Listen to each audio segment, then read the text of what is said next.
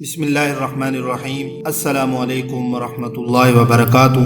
پیارے دوستو، آج میں آپ کے سامنے محرم الحرام کے مہینے کی اہمیت کو اور اس میں کچھ ایسے کام ہیں جو کرنے ہیں اور کچھ نہ کرنے والے کاموں کا ذکر کروں گا، بیان کروں گا۔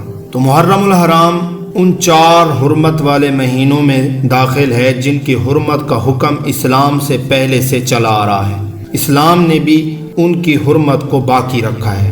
ان مہینوں کی حرمت کی وجہ سے ان میں کیے ہوئے نیک اعمال کا اجر بڑھا دیا جاتا ہے، اور ان کے ساتھ ساتھ ان مہینوں میں جو گناہ کیے جائیں ان کا وبال اور گناہ بھی زیادہ ہو جاتا ہے۔ تو محرم الحرام ان 4 مہینوں میں سے ایک ہے جو کہ حرمت والا مہینہ ہے۔ اس کو حدیث پاک میں اللہ کا مہینہ بھی کہا گیا ہے کہ یہ مہینہ اللہ کا مہینہ ہے۔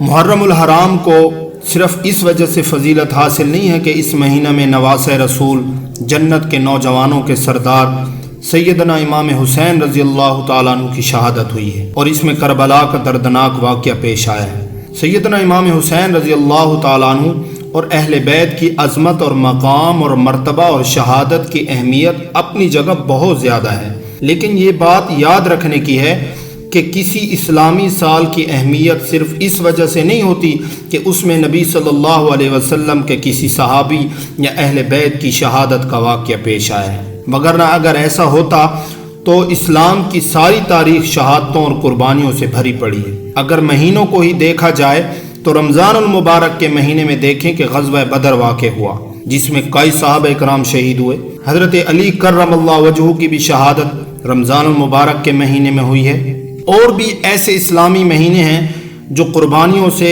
بھرے پڑے ہیں، شہادتوں سے بھرے پڑے ہیں۔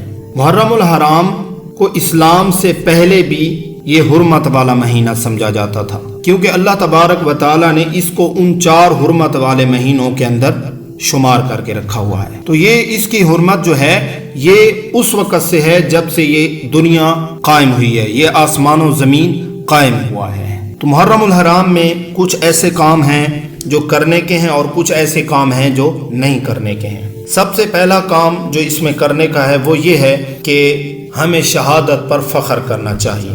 دوسرا کام 9، 10 یا 10، 11 کا روزہ رکھنا چاہیے، جس کو عاشورہ کا روزہ بھی کہا جاتا ہے، اور اس کی حدیث پاک میں بہت زیادہ فضیلت وارد ہوئی ہے، کیونکہ رمضان المبارک کے روزوں کی فرضیت سے پہلے محرم الحرام کی 10ویں تاریخ کا روزہ مسلمانوں پر فرض تھا، لیکن بعد میں جب رمضان المبارک کے روزے فرض ہوئے تو اس کی فرضیت ختم ہو گئی، لیکن اس کی فضیلت اب بھی باقی ہے۔ یعنی اگر کوئی محرم الحرام کے 10ویں، 11ویں یا 9ویں 10ویں کا روزہ رکھے گا تو اس کو ثواب ضرور وہی والا ملے گا جو پہلے ملا کرتا تھا۔ اور اسی طرح عاشورہ کے دن گھر والوں پر وسعت کرنا، جو آدمی عاشورہ کے دن اپنے اہل و عیال پر یعنی گھر والوں پر اور اپنے خادم، ملازم وغیرہ پر وسعت کرے گا تو اللہ تعالیٰ سارا سال اس کے رزق میں برکت عطا فرما دیتے ہیں۔ اور جو کام نہیں کرنے کے وہ یہ ہے کہ کالے کپڑے نہ پہنے، جلوس وغیرہ کے اندر شامل نہ ہوں، سبیلیں جو حسن و حسین کے نام پر